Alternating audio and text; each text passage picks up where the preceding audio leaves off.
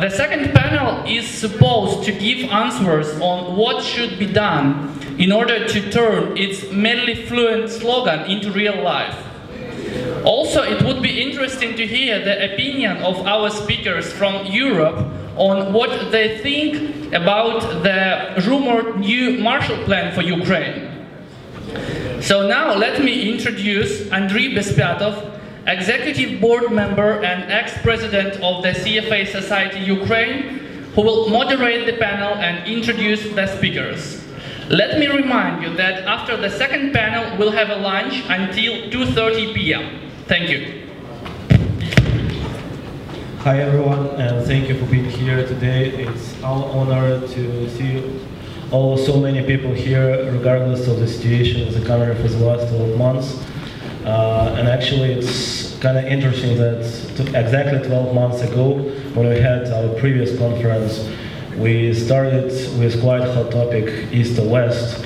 And for the last 12 months, so many things happened that I think we'll have very interesting discussion for the next 90 minutes.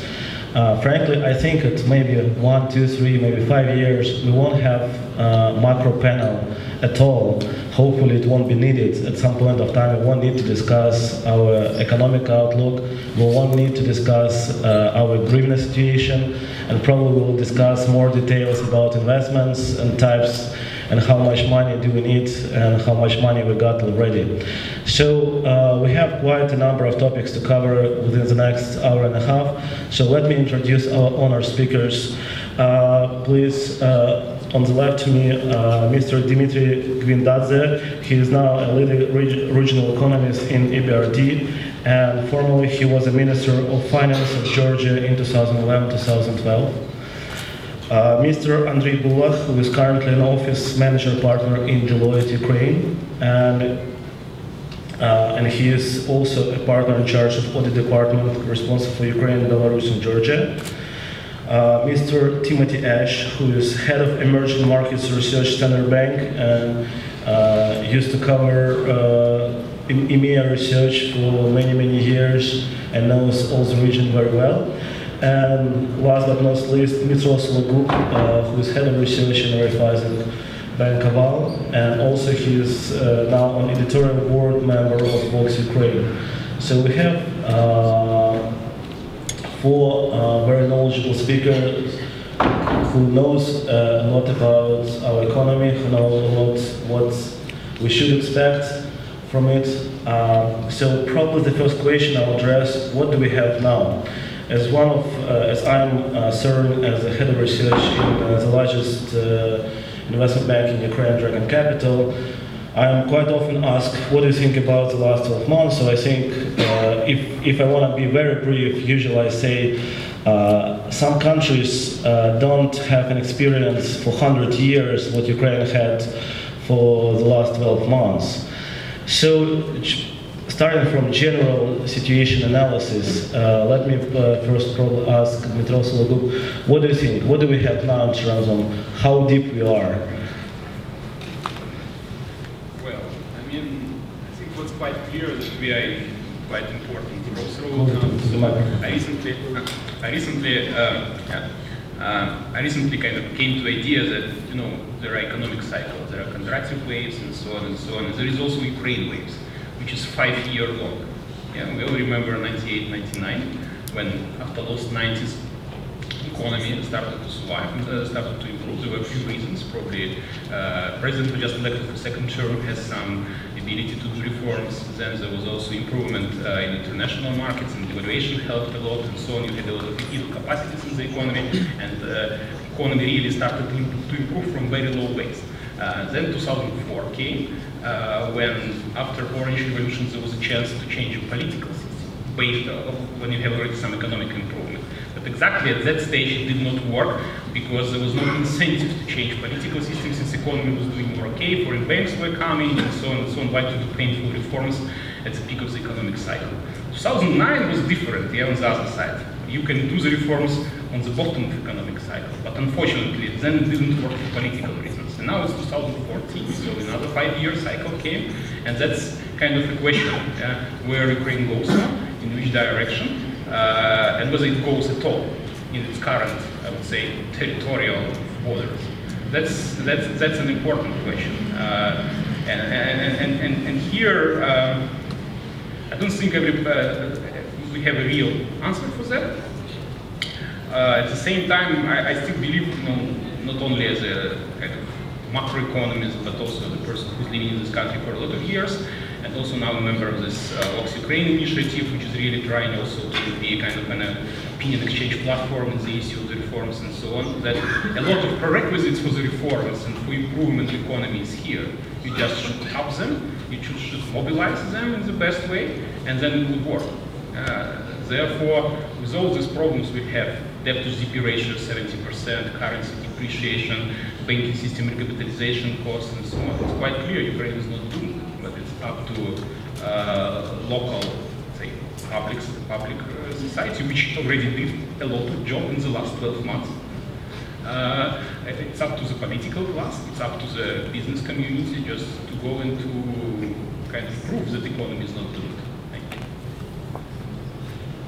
Okay, may I ask Dimitri, so currently 2014, can you compare it, because you're for quite some time on the market, can you compare it with, the most often people compare it with 2008 crisis. So do you think it's quite comparable, or maybe you should compare it with 1998 crisis, or maybe the worst crisis you've ever seen, well, in this region and particularly for our country? Thank you. I mean, maybe usually when people ask you a question, the skill is to answer another question, one that you wanted to answer in the first place. So maybe I'll just follow up on that and then try and come back to that. I guess my client base are institutional investors, so basically fixed income investors. And I always have to have a view on countries when I look at Ukraine. And it's kind of, when I look at the situation now and going on from what Dmytro has already said, Ukraine faces massive challenges, but they are solvable. Right, I mean, obviously the positives when you look at Ukraine are that it's a big economy, big domestic market, good skill base, pretty dynamic population, great agricultural sector with huge potential, energy sector with lots of opportunities for easy wins in terms of energy conservation, which can have big benefits in terms of the balance of payments and the fiscal side. And then you have often countries, and you mentioned crises, countries often can be really good for forcing change. Actually, we had a conversation before about Turkey and the impact of 2000-2001, which was transformational for Turkey. It forced really difficult decisions because they had to make decisions in 2000-2001. Exchange rate crisis, banking crisis, public finance crisis. And actually that's where Ukraine is at the moment. I mean, the size of maybe it's bigger than 98 and 2008 because this is specific to Ukraine, and Ukraine has no other option but to change and to reform and to move in terms of Western orientation. The decision's already been taken. And what I see now is a population that are rallying behind the pro-Western reform agenda, willing to do difficult things, really difficult things, for statehood, to conserve statehood and to ensure the success of the country. And also in terms of the policy elite. I mean, I think, I've been here 3 days and various meetings at different levels, but what is striking is actually, if I compare Ukraine with Poland, Turkey, I mean, the quality of you have a great layer of policymakers, young, bright people, Western trained, enthusiastic. You can certainly deliver. I mean, I think all the ingredients are there for a success story. Drive a crisis that drives change, good thinkers, all the underlying long-term factors that should bring success in Ukraine. But I mean, obviously the difficulty is Russia and the relationship with Russia and the conflict in the east, and as you mentioned, the security situation. Ukraine can be successful if it's left alone to get on with its own orientation. Unfortunately, one way or another, Russia needs to be encouraged to allow you to do that, and as I've written and argued, the West's role should be to encourage Russia to do just that. And unfortunately, at the moment, I think the signalling and actions from the Europeans and the Americans is not strong enough, clearly. stop that intervention. And I guess my concern for Ukraine still is, and obviously, a question for me, an analyst like me, is what Russia's strategy is towards Ukraine. And I guess the problem is, the way I look at it and why I have a difficulty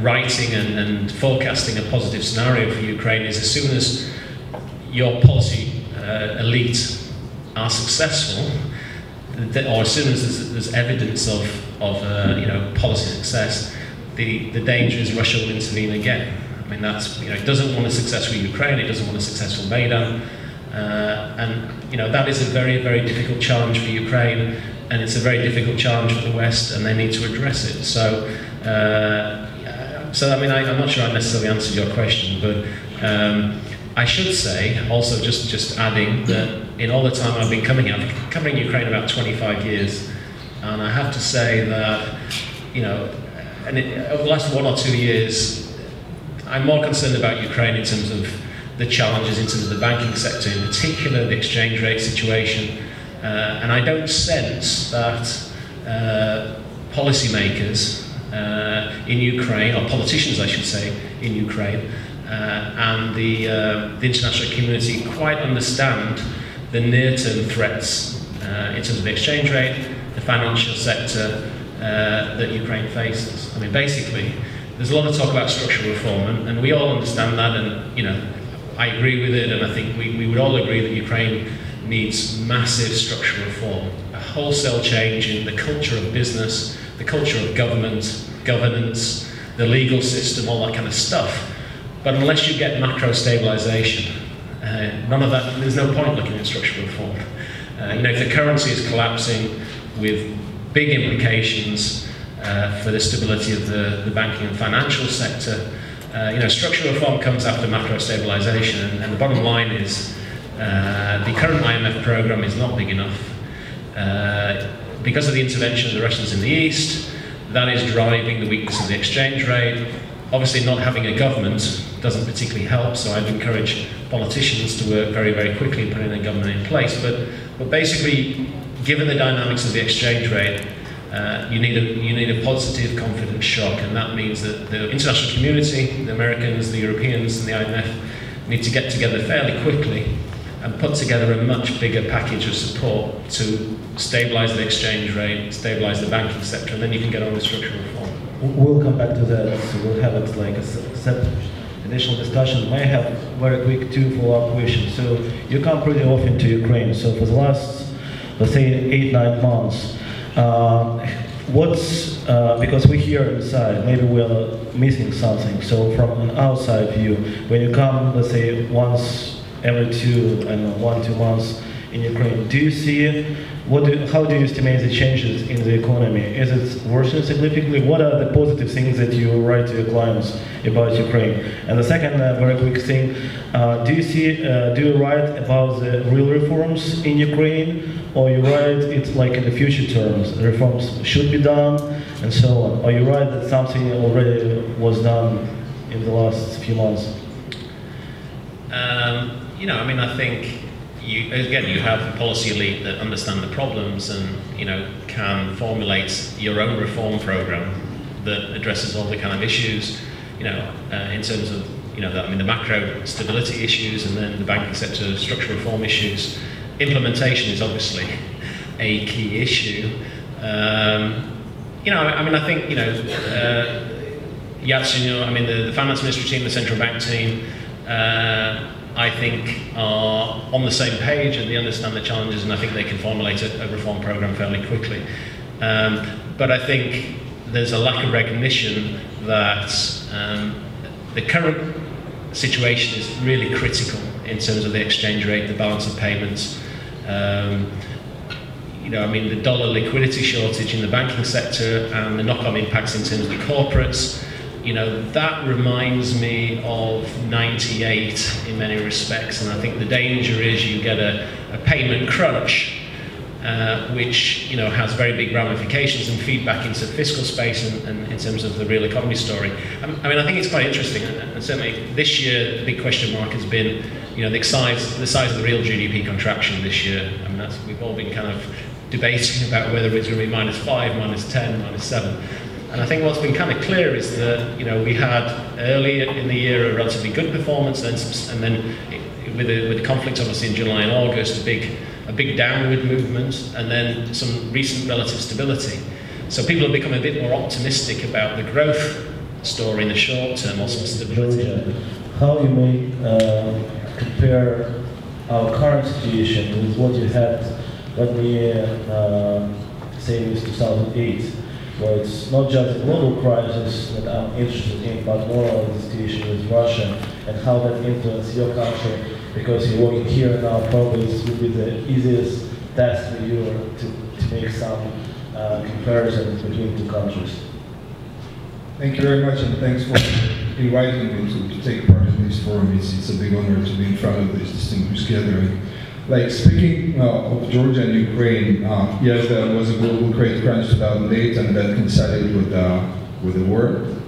But the starting conditions were a bit different, you know, because this is a bigger country, others were smaller. On that end, we had like 4 years to implement many reforms that we implemented in 2004, 2008. So by the time we went into the war, you know, basically the banking sector was safe and sound. There was no corruption. Law enforcement agencies worked well, you know, the security apparatus worked well, and the bloating, the public sector was cut to the minimum. We basically had the reform of the Customs and Tax Administration. We downsized the size of the public sector. We got rid of many of the controlling agencies, so on and so forth. So, and then there was also the issue of the duration of war. I mean, there was a hot phase of war, 1 week, and then many other ripple effects after the war, right? In terms of the very significant security tensions. What you see here in this country is the very protracted phase of the hot war. And I just want to repeat, and this is very important, what Tim said. You know, I mean, this country is facing the circumstances which are not trivial. I mean, yes, it's good to talking of the structural reforms of macroeconomic adjustment, but the country is facing a big security crisis. And I haven't seen any single country, you know, which would be able to reform like 100%, you know, in 1 year or 2 years while facing the existential threats of the all-out war, basically. This is what this is all what the whole news flow is about, right? So we, yes, the reforms that they need to be implemented, but in the first place, we need to lay down the groundwork for the macroeconomic stability, you know, and that groundwork is the concerted international effort to end the war. That's exceptionally important, because if you look at the share of Donbass in the Ukrainian economy, it's 16% of the GDP. It was 16% of the GDP. It was around 25% of the imports and 27% of the industrial production. So when you have this big chunk of the country, you know, which is effectively in the doldrums, you know, and there is a big uncertainty about it, that leads to all sorts of implications for the exchange rates, for the banking sector, and no one can really predict what's going to happen next. You know, neither the fiscal authorities nor the monetary authorities. I mean, what is the net external balance of Donbass? No one really knows, right? Because on the one hand, yes, you know, I mean, if you look at the imports coming to Donbass, they're probably smaller than the exports going out of Donbass, but then when you look at the value added which is formed in Donbass in relation to those exports, you know, it is smaller than the overall value added, because, you know, that there are some spare parts and imports which are imported from the rest of Ukraine. Ukraine imports gas, and that gas is partly consumed by Donbass, so it's very difficult to decipher the general equilibrium impact, you know, of what is happening in Donbass. And as long as this dislocation, this existential crisis continues, you know, it's going to be very difficult to stabilize the economy. You know? And when the economy goes through these ups and downs, it's very difficult to think of structural reforms. I'm not saying that reforms don't need to be implemented. You know, just one more thing. I mean, what happened in the beginning of this year? Ukraine came to the fore, right? One way forward was to increase the dependence on one of the neighbors, right? And try to cover these financing gaps through a big ticket injection of money. I mean, this would not come with a reforms package, you know, but the money would be there and we would be able to pay for all of those cracks in the short term. This is something that the people of Ukraine rejected. And another way out was basically to go for the economic independence, and the economic independence means addressing the twin deficit. Budget deficit and the current account deficit. And this has been aggravated by the security crisis. So it was supposed to be painful, and this is now painful squared because of the security crisis that the country is facing. Okay, so what you're saying, we should come back to reforms after we realize... No. I'm not saying that. I'm saying that we need to be very forceful about reforms, structural reforms. I mean that there are many things that this country needs to do, like the banking sector reform. It is something which fully depends on the... it is an endogenous reform, meaning that, that there are vested interests, that there are many heavy problems, so where there is a will, there is a way, and the government leadership should keep exercising a very strong political will to change things for the better. That's very important, and this is a very difficult, like technically difficult reform to implement, but this needs to be addressed as soon as possible. The energy sector reform, yes, I agree, the Naftogaz, and the quasi-fiscal deficits that the Naftogaz is running, exceptionally important to address, because, the bulk of the contribution to the overall deficit formation in this country, it comes not from the general government these days, but from Naftogaz. But on the other hand, look at the overall energy balance of this country, like in 2013, right? Coal, 35%. Gas, 35.3%, right? Now, coal, 90% of the mines there in Donbass, and we are trying to develop new ways of procuring that coal, from South Africa and from some other countries, which quadruples and quintuples the price, and this is a big shock as far as the fiscal accounts are concerned. And on the gas side, again, a big dislocation which happened almost overnight, and which now have to rethink the whole gas supply infrastructure, which implies the investments into the capex, the new contractual negotiations, and so on and so forth. So I would say two things which are of top importance, the banking sector and the gas sector, and the previous speakers, they spoke about it. The government has to clamp down on those things, no matter what the macroeconomic situation, but what I'm saying is that the current security crisis creates very significant headwinds and a very significant adverse psychological background, for many things that could happen in this country. And we can't discard that security dimension, when talking about reforms. Okay, thank you very much. Let me go on the level of what will companies feel now in this difficult year. And I will ask Andriy, because the company has many clients throughout the Ukraine, so you have probably multiple feedbacks. So how do you feel about this year is going on, and maybe if we touch on the security issue, which is our second question, would be what do you see in terms of the trends of your clients with the security crisis, with the military conflict? Thank you, Andriy, and indeed I'm not a microeconomist, so what I can do is I can share the observations that I have based on working with our client base, and indeed we have an extensive client base in different industries. So one first observation I would say is that the situation with the business is different to the situation in 2008, 2009. And where I see the biggest difference is that the crisis of 2008 and 2009 was the crisis that came after the period of growth. And there were a number of companies that were set. There was a high ambition for growth, and a lot of internal processes, a lot of strategies were defined based on that. And suddenly we realized that it's not only growth that is happening, this is also, there are crises and there are declines. And too many businesses were not prepared. I can refer to our own business. Since 2003, Deloitte was growing with the rate of more than 50%, and we were absolutely not prepared for stop and then significant decline. The station is different now because last 5 years, they were not the years of growth. So it was either stable or stagnation or a slight growth.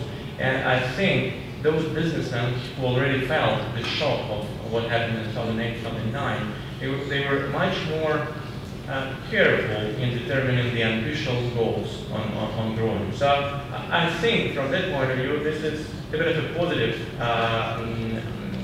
observation because businesses were more prepared. Another observation is that the crisis that we experience now is completely different to what we had in the past. And if if I were to call this crisis, I would call it transformational crisis. Because we see that there is a transformation of society, there is a transformation of state and how it is operated, and then of course there is a transformation from the business. And because of the massive change, so it's not the crisis which is caused by some economic cycles, anything like that. So the issue then, that what is the solution, what is the outcome of the transformational crisis? I think there is the only outcome, that transformation really happens. So it seems that this is the only choice.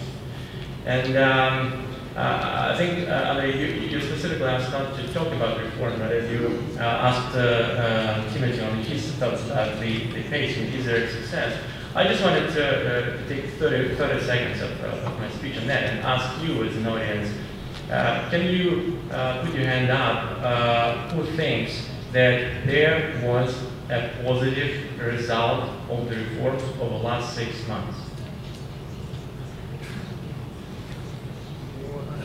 Okay, thank you. But this is not for the sake of criticism, because I will ask you the second question. Who of you thinks that you personally have done everything possible to make reforms happen?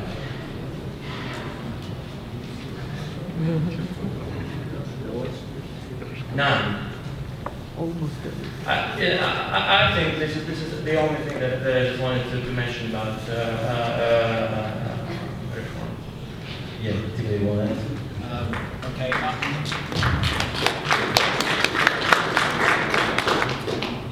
Maybe I'll share a bit of perspective, and I hope I don't offend any Ukrainians in the room, but I said I've been coming here for 25 years, and my job typically is to bring institutional investors to Ukraine. So I will bring some of the big hedge funds and real money managers, and we'll go and see the Ministry of Finance, the central bank. So I come to Ukraine and do that, and I cover 25 countries in the region. So I'll go to Turkey, I'll go to Croatia, Serbia. And my investor base, it's all, we compare in Ukraine and the reception we receive, and the messaging we receive from policymakers, with the messaging we're getting from the Turks and the Serbs and the Croats and the Poles and all these kind of people.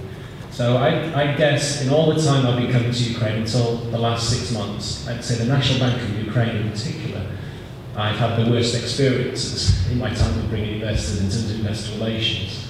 Just, just a total, not interested in terms of investor relations, very, just a very, very negative experience. I could go into lots of detail.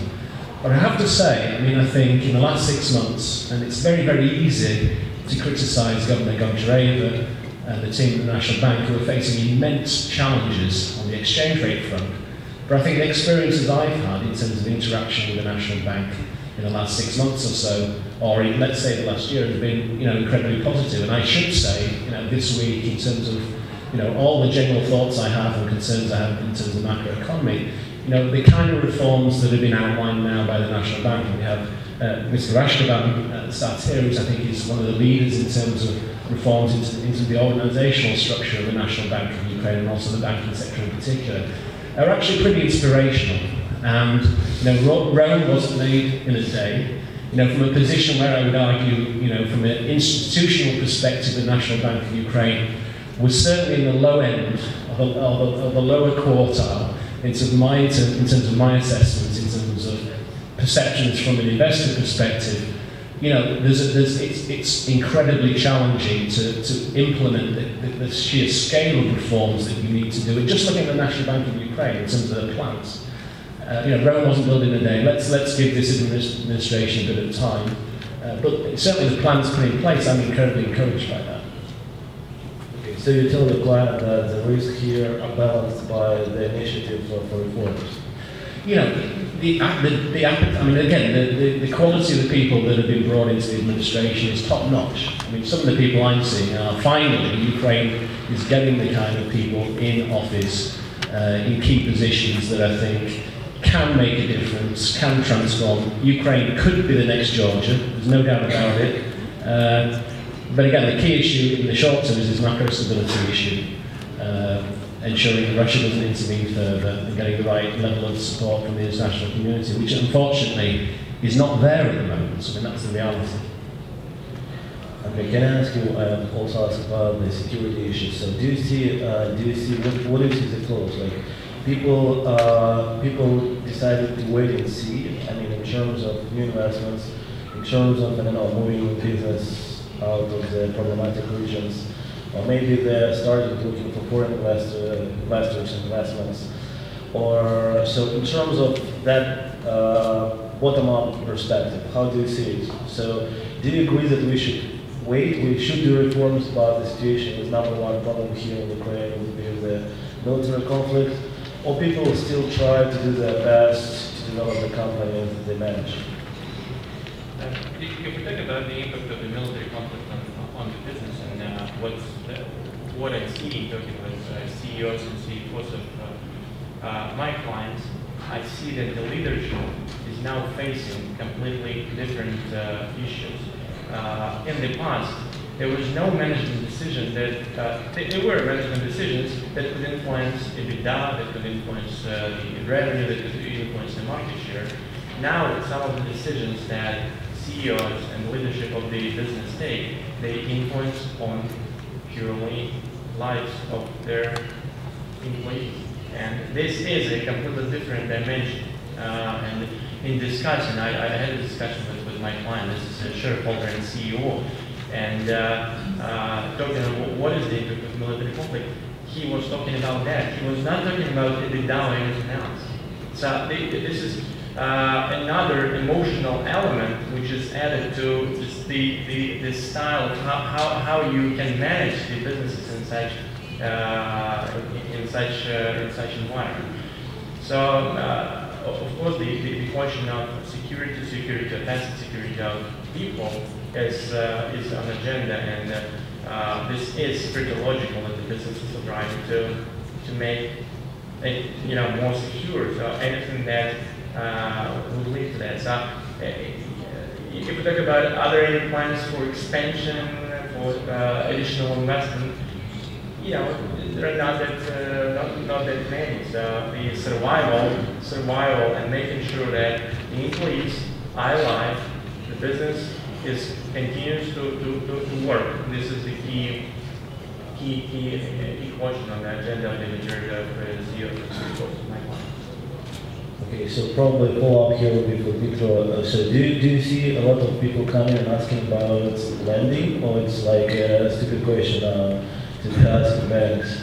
And the second, of course, related one, so how do you feel from, I know that your bank maybe is not so much exposed in the region, but what do you see in terms of that security crisis, and how does it influence your bank and overall situation that you see with your colleagues? Well, I mean, starting with the second one, on the research side, I'm not kind of day-to-day involved in that, but I mean, of course, all personnel of the bank is very much concerned with that, very much confirms the words of Andriy, that definitely is very much, the goal now is not the profit, but just really ensure the physical security of the people. We know how difficult the situation is. Raiffeisen is a big player across Ukraine, especially in that region, and so that's actually a priority now, and things like what you do with that assets, with the provisions for assets in Donbass and so on and so on. These issues are kind of shadowed now by the topic of physical security of your person. Regarding the first one, I think what's interesting is that when you look at Ukraine from outside, even if it's not, let's say, Moscow, or it's in London or Paris, you think that this kind of country is in complete war, nothing is going on, and so on. There are also high-profile business cases when the companies cannot pay their debts and so on and so on. So it also gives you an impression that things are wrong in the country. And for example, in the last few weeks, have been traveling around the country talking to our clients in different regions, and I would say it's different. In general, most of the business is still going on, and yes, there are clients which would like to take new loans, for example. Of course, the banks try to be quite cautious now. You will not see a lot of fighting for market share now. That banks do not go and ask new clients, but in terms of existing clients, especially in such industries like agriculture, it's working. I mean, as I said, beyond some, I call it idiosyncratic cases. So yeah, I mean, if you go to Western Ukraine, you see that people are quite enthusiastic in terms of EU association agreement, more cross-border cooperation, or prospects for cross-border cooperation, and so on. Even on the demand side, I believe the West is, the West of Ukraine seems to be more seems to be less affected, because a lot of people have incomes in foreign currency, either because they work for export-oriented companies or because they get transfers from abroad and so on.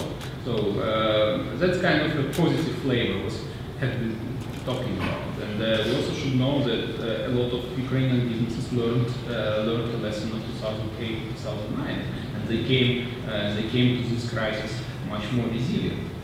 I think the issue is that yes, there is some resilience, there is a caution. Also there is a physical caution in terms of financial caution. There is also, let's say, moral resilience, and there is also, let's say, a high moral to really sustain the independence of the country. The issue is that these things can continue for years. Yes, it can help you if they're really picking up reforms and so on. This resilience, both financial and moral, will help you to survive. But the longer it goes, the thinner would be the financial caution, and the lower would be the moral for, let's say, accepting the pain and so on and so on. And that's a question politicians should keep in mind and not to deceive themselves. That if people are okay now with gas prices, with devaluation and all of the suffering, it doesn't mean that in 4 months it will be the same. Okay, I have a question to Dmytro. If you have a SWOT table, where would you put the latest decision to stop all banking operations in the military uncontrolled station? I know it's a little bit provocative question, but still, where would you put it? It's what is strength, weakness, or opportunity, or threat for us? Sorry, could you repeat the last bit? Is it a strength or a weakness or opportunity or a threat for Ukraine? So where would you put this decision to close banking operations in uncontrolled territories? I'm not sure I'm the best person to comment on that particularly. I mean, Ukraine clearly faces massive challenges in terms of managing relations with Crimea, with DPR, LPR, with Russia. Policy mistakes are made. I mean, let's be honest, and it's also there's a bargaining relationship with Russia, and that's all part of that political process. But it's probably not my area. I probably shouldn't comment. If we close with security, I'll probably ask a very short question to each of you. So what would be your advice to real sector economy? So what they should do? Should they wait and expect for this crisis to subside significantly? So the total de-escalation of the situation, or what they should do while the situation might be a frozen conflict for quite some time. So what would you advise people who are here today? Dimitri? Yeah, I don't think From the to answer to this question like in a very binary manner, because I mean the various enterprises and various banks and various business cases. I mean, if you look at the financial sector, the business models of some banks they're not viable, and those banks they will probably go under. And as the governor of the National Bank said, year to date, 26 banks effectively failed. There may be some other failures, so there is sort of a process of the creative destruction which is going on, and this is a process which, under circumstances, it's unstoppable. On the other hand, there are some banks, which have good balance sheets, and those are the banks which benefit from the inflow of the depositors. I mean, unfortunately, on the lending side, it's very difficult because there is a lack of bankable opportunities, and the same would probably apply to the real sector. I mean, the enterprise which have been sort of more or less successful to hedge the exposures, the currency exposures, the credit exposures, they would be able to make ends meet. Some of them, they're export-oriented, and with the depreciation of the currency, they will probably become more competitive, provided, they're known for the shocks of the economy. So there are many colors to gray. What matters is really the corporate governance, and the ability to manage the risks. And we are, like EBRD, for example, we are boosting up our working capital facilities for the client banks, for the client companies, plus for the non-clients, probably, to make sure that as many of the corporates as possible, and again, we're talking about corporates with viable, bankable business models, not all the corporates, and not all the banks. That those corporates, they managed to weather the storm and keep developing.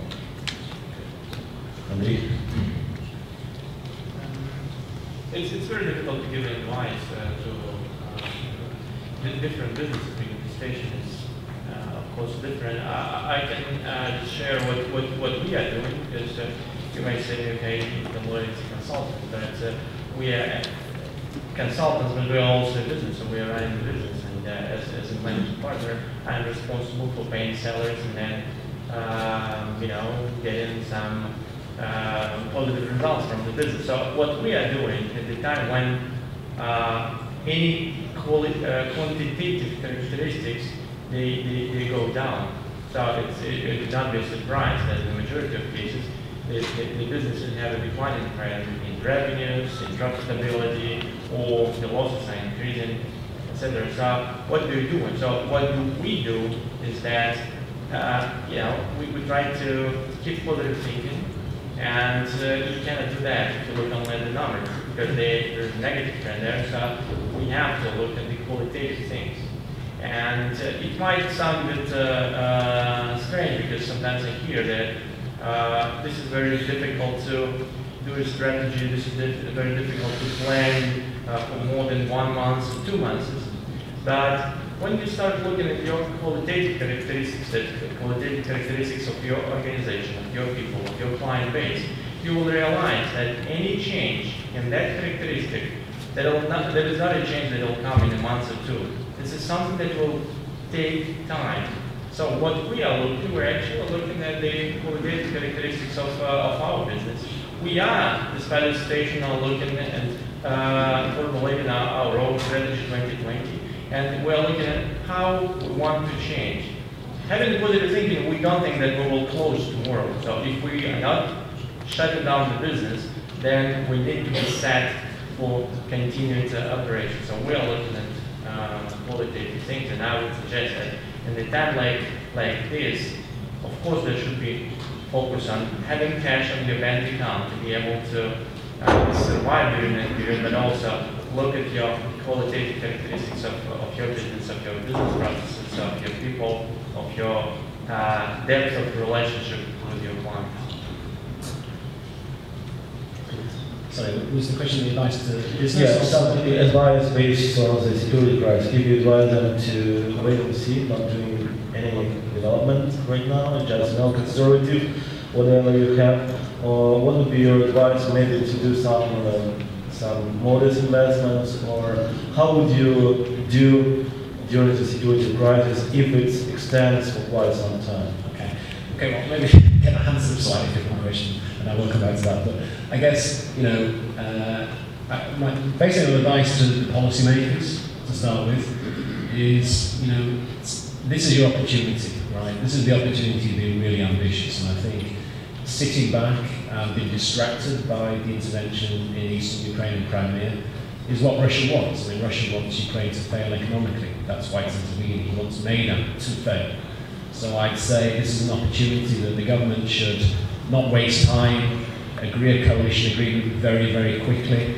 As I focus on macro stability and stabilisation as the key, inevitably, the Europeans, the IMF will demand a very aggressive structural reform agenda as part of that. So this is the time that policymakers should be using to build that programme, to be able to present it to the Ukrainian population and then deliver on it. So, I guess the problem is that when you are fighting a war in the East, policy initiatives, the time of key policymakers is distracted. I'm sure Poroshenko has much less time to focus on the kind of economic policy reforms that he would like to, because he's on a day-to-day basis talking to the Ministry of Defence, Interior, he's on the phone to Merkel, he's flying around. That's the reality. So, but again, just to reiterate, crisis force change and reform. This is Ukraine's opportunity. Don't waste the time, don't waste the initiative. Implementation can take time, but I think this is a time to be very ambitious. set targets very high, because I think the population, if they're going to be working very, very hard and they're fighting for the defence of the country, I mean, they need an ambitious end goal, and I think, so that would be the advice to policymakers. In terms of business, I mean, clearly, again, the economic challenges are enormous, and, just in terms of the macro investment, doing homework about potential markets and all that kind of stuff probably it's a good idea to do that. Okay, thank you. Well, I mean, I would say my advice to the business is pretty simple: keep calm and carry on. Yeah, I mean, a lot of resilience has been already shown, and I'm just thinking sometimes that I'm kind of a part of some natural experiment. When you have a simulation game, for example, you have a bank company, yeah, and then some people above just say, okay, let's induce some pressure, some external shock, here is the variation, what these guys are doing, okay, they cope with it, what another one, let's cut some business from them, yeah, Crimea and Donbass and so on, and these people are still surviving. And I believe if you put in this kind of simulation exercise, well-run external company, European company, yeah, that will fail in 3 months. That's quite clear. Yeah, I mean, the enormous transformation the business community went here, as I said already before, between 2008 and 2013, was really impressive. And never, I believe, never such kind of scale like that happened in normal European country.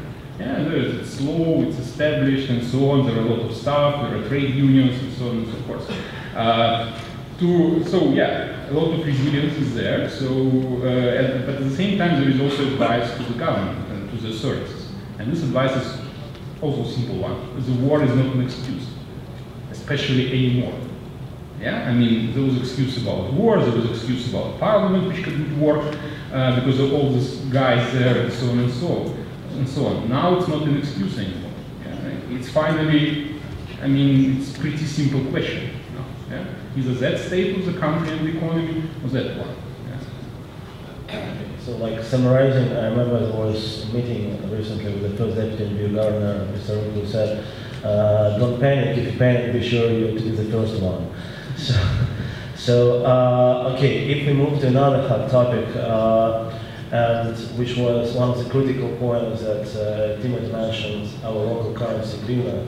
So we saw that after, well, let's say it's some kind of coincidence, but just 1 week after the elections, we had quite a sharp drop in local currency. So how do you see it? Was it like, I don't know, you won't provide an exact split, but how do you feel it? Was it, to what extent was that a demand-supply misbalance and some delayed demand that realized? Was it a kind of thing related to panicking? What was the governor, the new governor was talking about in the first panel? Or maybe to some extent was some kind of proper use of administrative measures? How do you estimate what were the major reasons, or are the major reasons now, because the currency is still very unstable now. So what are the major reasons behind this drop in current volatility in hryvnia? Well, probably address to Timothy, the first one, and probably Dima will have. I get all the easy questions.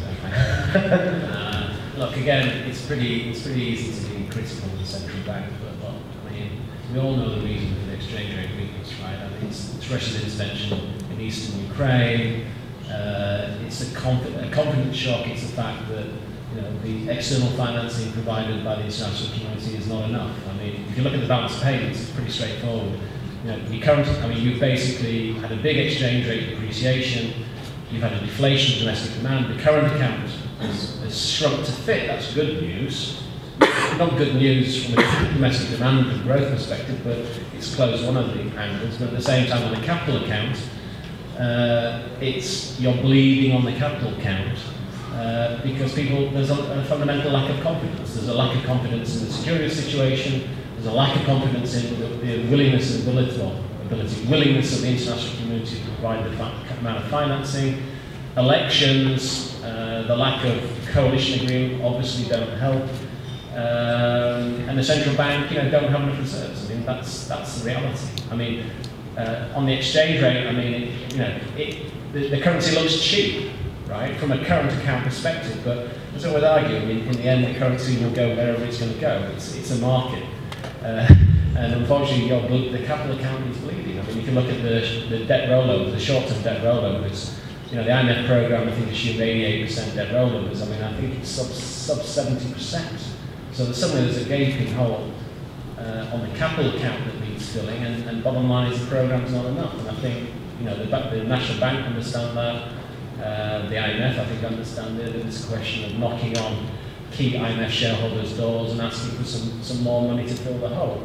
I mean, you know, in the end, currencies, it's about changing sentiment, changing the kind of, you can have vicious cycles and you need to create a virtuous cycle. And I think a big enough program, you know, a 30 billion program, doubling the size of the existing program, said a significant confidence shock to the market that you could stabilize the currency and then you could move on, you could look at reforming the banking sector or cleaning up the banking sector and then focus on structural reforms. I mean, that's the bottom line. I mean, the numbers don't add up with the current program.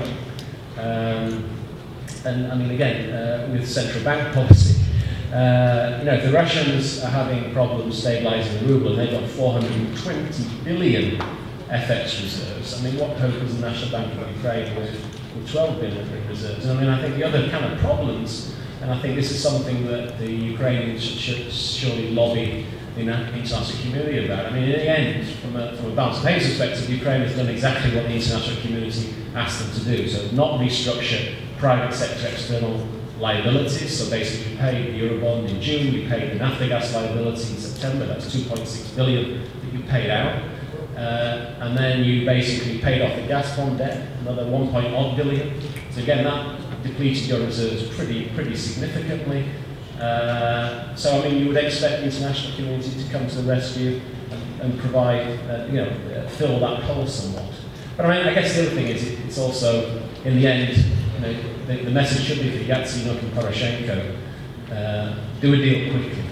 I mean, you need a government. I mean, the IMF, there's an IMF mission in town. I mean, they can't put a new program together if you don't have a government for the IMF to negotiate with. And at the moment, it seems as though it's very, very unlikely that you will be able to have an IMF board meeting in December to agree on new financing before the end of the year. Money's not coming by the end of the year, I mean, that's clear. I mean, now, I mean, it's impossible. So I mean, you're talking about IMF money in mid-January or late January. And that's a long way away, frankly, when you're still under a lot of pressure. Interesting, I mean, people ask me in terms of my exchange rate forecasts for the group. And at the moment, I'm saying 12 to 25. I mean, as an analyst, I mean, it's impossible, right? I mean, if you get that positive confidence shock, you can see the currency rallying back, right? Confidence will return, but equally, I mean, you know, given the challenges with the balance of payments in particular, the currency could melt, creating massive problems in the banking sector. So this is really, really important stuff, and the international community, the IMF, the World Bank, they need to be really focused on this, and I think Ukraine, well, the international community need to get their act together very quickly and support Ukraine.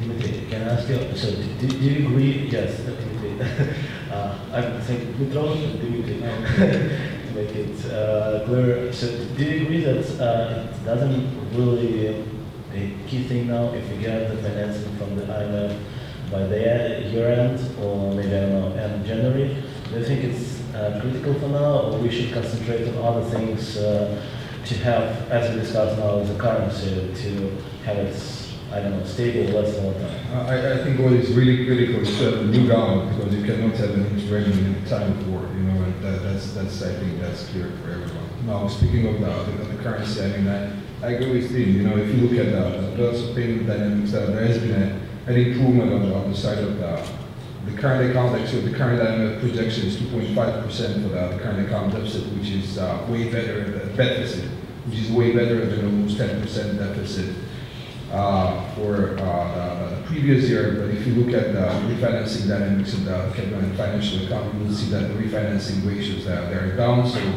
basically, the outflow of money from the country has become pretty much unidirectional. And that contributes to that squeeze on the premium.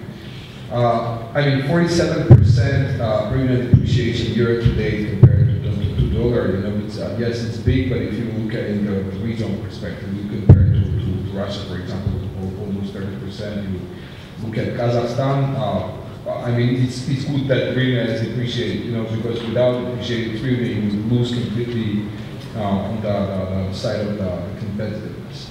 The interbank market is pretty shallow, so you see some sporadic sudden spikes, you know, and then those spikes go down, so there is a lot of noise, but the trend is like towards appreciation, you know, and I guess that's something which is being dictated by the current economic fundamentals. Speaking of international reserves, again, the level is pretty low, right? The gross international reserves, they reduced by almost $3 billion in October. By the end of October, it's $12.5 billion. And then there was this winter package gas deal. And winter package gas deal is effectively $3 billion plus $1.5 billion in terms of arrears plus repayments for the upcoming deliveries of gas, which basically brings us to roughly $8 billion of reserves by the end of the year, which is a pretty low import coverage, which means that that program is of essence. And again, we were getting back to this issue of having the government because the technical mission is in town, and they're doing the number crunching, and I presume they're waiting for the new government to come together to be able to discuss the performance criteria and some other quantitative indicators, you know, because those are the things, you know, where you have to exercise a political will and be charged, you know, to agree those things to the government, because those have economic, financial, and political implications for the country. So yes, that's an issue. I mean, depreciation, and we need the positive confidence shock, and that can come from the formation of the new government and from the boost up of the assistance coming from international development partners, including the International Monetary Fund and others. Dmytro, can I ask you probably a question? What just Dimitri said, that it's devaluation, of course, is positive for exporters. And for the last many times we had currency devaluation, they were like flags raised. It's good for exporters, we'll do import substitution, it should be very good for the country, and so on. So do you really think it will be, given the situation, including the situation in the East, do you think it's that material and that positive now for Ukraine? And if yes, how much time do we have? Because import substitution is not something that lasts forever, that you must do. I mean, all the preferences because of cheap local currency. So do you think it's really that material right now in this situation, and how long will it last? Yes, thanks. My favorite question. I mean, in 2009, I basically wrote that if there is no reforms now, we will be in this inflation devaluation cycle. We are now. I mean, that was not a consumer price inflation, because the government, Mr. Azarov, was very good to keep inflation at zero, but we have seen nominal wages growth at what, 15, 20% per year, and so on.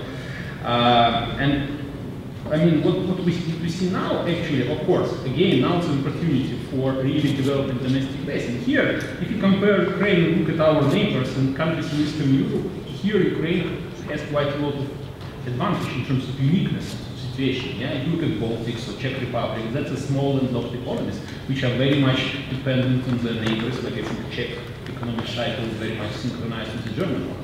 And here, the very much kind of model for Ukraine is Poland, first of all, yeah, where we have vast domestic market. And here right now what will happen as well is that there is a lot of internal migration going on in the country and so on. And most of the people who are living in Donbass are quite high-skilled people. It actually means if you bring these people, and at the same time Ukraine is not very overcrowded country. Yes, I mean people end up in Lviv or just in Kiev. Kind of create some overcrowding there, but if you go around, quite good ecology and so on, if you go to Western Ukraine, for example, and you establish really enterprises there and attract the labor, which was freed from Donbass, and you have labor cost much lower now because of devaluation. And first of all, will help you to export, but also to feed the domestic demand. And I think that's also now again a unique opportunity. It's not happening now, by the way, and I think what we have seen so far in current account, that the adjustment goes mostly on the import side and not much on the export side. So that's Economist calls this J-curve effect, that devaluation first did not have much impact on current account, but then afterwards this export advantage started to realize. And I think so far we didn't see it in Ukraine exactly for that reason, because of a very tense security situation, and I mean, investor sentiment is pretty low, so people do not invest in import substitution facilities and so on. And again, here is a point for the policymakers, for the authorities to realize that important point, and it should be facilitated in all respects, including, as I said, this migration issue, tax issues, and so on and so on, because it's really could put a sustainable base for the development of the economy. Because what was happening in Ukraine in the whole years, remember 2010, there was adjustment in current account in 2009, quite substantial one, but then current account started to increase in 2010, 2011. Why? Because as soon as income started to grow, then imports started to grow. Because of red tape in the domestic economy, all other restrictions and so on, domestic production is pretty dumped.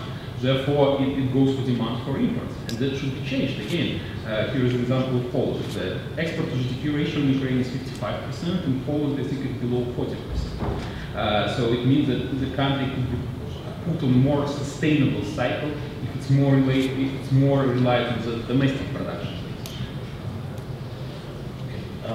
I have a very quick question probably to each of you. Do you think within the next 2 months time frame, the current exchange rates of, let's say, 15, 16 is sustainable, is or can it stay there for the next 2 months, 3 months? And then if you want the second question outlook, so, well, Tim answered with a very wide range, not to be asked again, but so what would be your outlook for the next year of the green?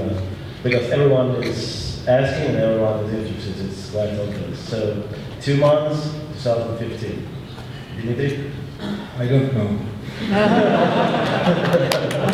Okay, correct. Timothy, for 2 months.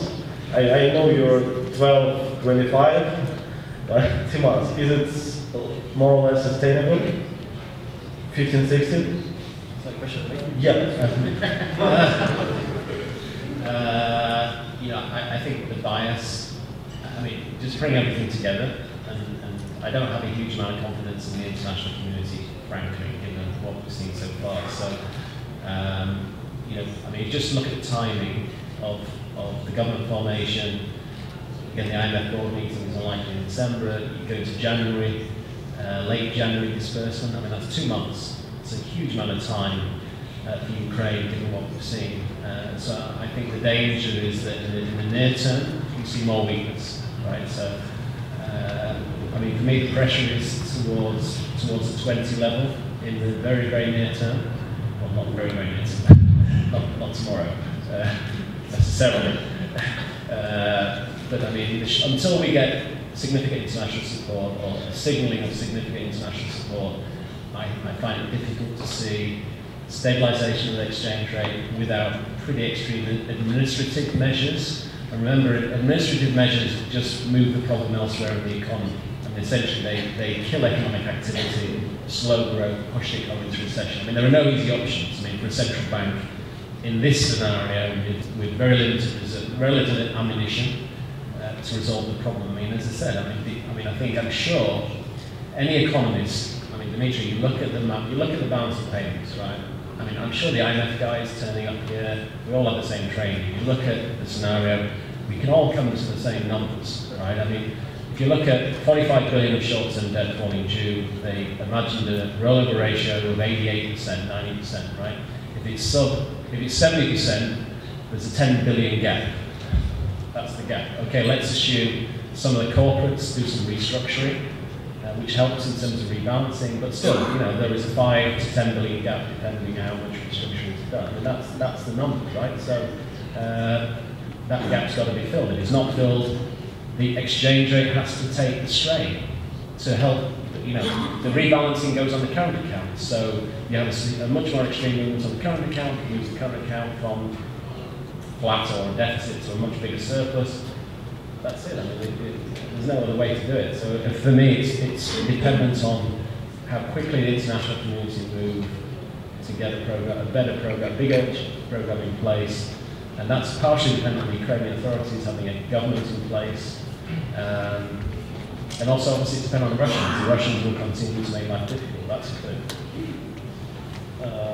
Okay, let me ask Dmytro, and then we have more questions from the audience. Dmytro, what do you think? Well, I mean, those who are receiving and reading Raiffeisen Aval research notes maybe have noticed that they stopped publishing exchange rate forecasts earlier this year. I think it was a clever thing to do because too much people would then now compromise me with the forecast of exchange rate I did back in April and March. Therefore, I would say, I mean, it's completely unpredictable. Yeah, I would not repeat the ranges the team said, but basically just build on that and said, if you believe in that range, then the distribution is not normal; it's uniform. So it means that there is the same probability of getting 12, and the same as getting 18, 20, whatever. It's just what have been just talking about. It's just too unpredictable at the moment. Too many confidence factors therein and so on and so on. And we have seen a lot of examples in the world. Yeah, when exchange rate goes on some psychological factors, it may not end up, anywhere. That it doesn't much depend on your current account, unit labor costs, whatever. Well, with the topic definitely related to the National Bank, we have a question from Bulakh about I don't know what, but we'll have Q&A later, but I think his involvement will be very valuable here. It's not a question, I just maybe try to help the colleagues to answer. If you ask me the question which usually the National Bank is answering. So for me, the answer is in the question inside. When on the CFA conference we will stop asking what will be the rate, I think the reforms of the banking sector will succeed.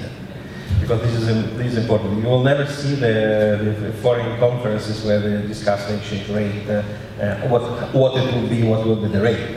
And the answer in your question, it will never be stable, because we already promised to ourselves and we believe that the stable exchange rate is wrong. We cannot do the pegging of the exchange rate. And the answer is that it will be volatile. And will be always volatile and will depend on the macroeconomic situation and the confidence, as Tim properly said, and the confidence. If the confidence returns, both to industry and to the private sector, it will go, with the appreciation of the hryvnia. Thank you very much for your comment. So we'll continue now with the funding needs for Ukraine. That's what there were. I think there was a question in the first panel about that to all the panelists, and also we had some few comments from Ms. Rash earlier today. So, what do you think in terms of for this? In the beginning after the revolution, we had the plan to invest up to $30 billion into Ukraine from different IFIs. And currently we see that won't be enough. And there are a number of talks about this Marshall Plan, maybe some donor conference in the next few months. In one of its comments or reports, the IMF provided some kind of, a rough number that they never commented, but still $19 billion that Ukraine needs extra in case the situation is not improved from the security point of view. So if we think now about the real needs for Ukraine, what do you think would be your thinking? Do we need much more, or we should, as Mr. Shimkin was saying, it's not about the amount of money, it's about how properly we use it. So if we really need more money, so is it just some kind of moving the next tranche from the IMF, or they provide more money, or we're talking about some completely different amount of money that we need to survive here? So what's your outlook about that, Dmytro? I think the first task is to get the money which are already in pipeline. And here, unfortunately, we have seen a lot of breaking with the coalition talks. I was a firm believer that it was fully feasible to have coalition already by mid-November and then immediately negotiate with IMF and get all these bureaucratic procedures to the fund and actually get this money, or let's say get this money approved by Christmas. Fortunately, it seems it will not happen. So, and now in the pipeline you have 4 billion, more or less 4 billion, I understand, from IMF, World Bank, and European Commission. So it's the first task to get this money, but as Tim said, it might be too late. Not too late, but it might before that we might have like some consequences for exchange rate, for financial system, and so on. Regarding what kind of additional financing Ukraine needs, I mean, again, very difficult to calculate, a lot of factors and so on, but when I'm thinking about it, I'm very much thinking on the same page like IMF. I'm thinking that the figures maybe additional 10 billion, 15 billion, maybe 20 billion, which brings direct financing bill, excluding project financing from EIB and EBRD, to 40-45 billion. As a reminder, Greece, what, 200 billion. Yeah? So we are still talking about very much different figures. If we talk at the official figures released by the National Bank in terms of bank capitalization costs, that's 66 billion hryvnias, which is 4.5% of GDP.